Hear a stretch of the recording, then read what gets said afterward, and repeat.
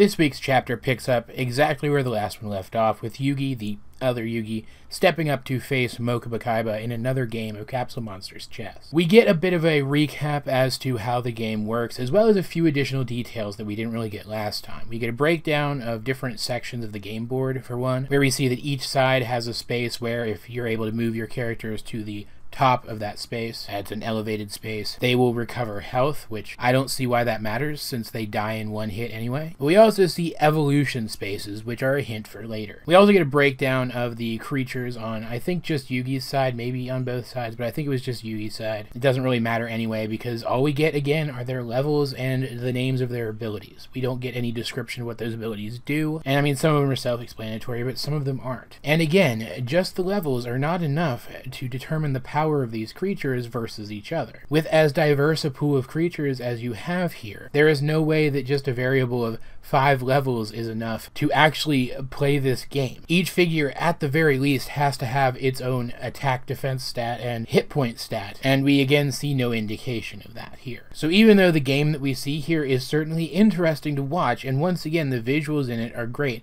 the battle visuals here are excellent, of course. The creature designs are interesting, the way they interact are interesting, the abilities that are shown off are realized in interesting ways, but you really do get the sense that Kazuki Takahashi made this game as simple as possible just so he could make up what was happening as it went along, so he wouldn't have to plan within his own rules for this game how Yugi might win. And honestly, I think that it's the failure in this chapter to further flesh out those necessary aspects of this game, which are why this one never ended up making it into the real world in any sort of recognizable way, like Duel Monsters did as the Yu-Gi-Oh! Trading card game. Because as I mentioned in the last Capsule Monsters chess episode, we did get something that was similar to this. It was a Capsule Monsters-esque game, but it was very different. All of that said, like I said before, the game itself is interesting, and while it's the only thing that this chapter focuses on, it is thrilling enough to carry the whole chapter. Once again, Yugi gets nothing but weak creatures, and since Mokuba likewise gets only strong creatures, once again he must use strategy to defeat his opponent, and this time it's a more complex strategy than the last one, which is welcome. Now it does mean that he doesn't win as easily, which means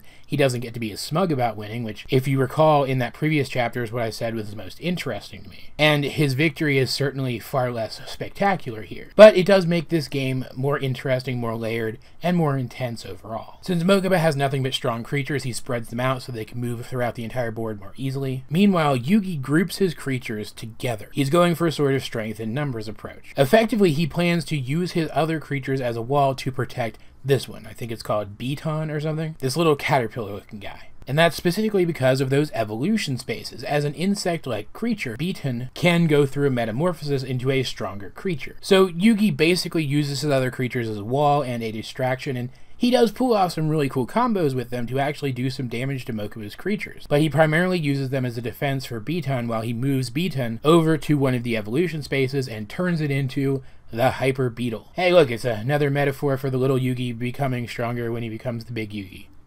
Big surprise. Still, it's subtle enough that it doesn't overwhelm the story here, and I do like it, as this is the kind of mechanic which I kind of figure probably led to the mindset that Kazuki Takahashi used to design some of the mechanics early on in the Duel Monsters-centric section of the manga, i.e. the evolution of Petite Moth into Great Moth mechanics, which actually made sort of a resurgence in the modern version of the actual game, so not only are they relevant, but I also quite like them. But even with Hyper Beetle, even with this one incredibly strong creature, it still comes down to Mokuba's strongest creature versus Hyper Beetle, and they kill each other. However, earlier as part of his strategy, Yugi had used the ability of one of his other creatures to hide it underground. So he ends up with one creature left on the board, where Mokuba has 0. He wins and is now allowed to move on, and that's pretty much it. That's where the chapter ends. There's no epilogue. There's not even really much of a wrap-up at all. And that's fine. This was one of the many Yu-Gi-Oh! Chapters which came off more as a blockbuster action film-esque type of thing rather than anything more complex. And like with most of those Yu-Gi-Oh! Chapters, I'm okay with that.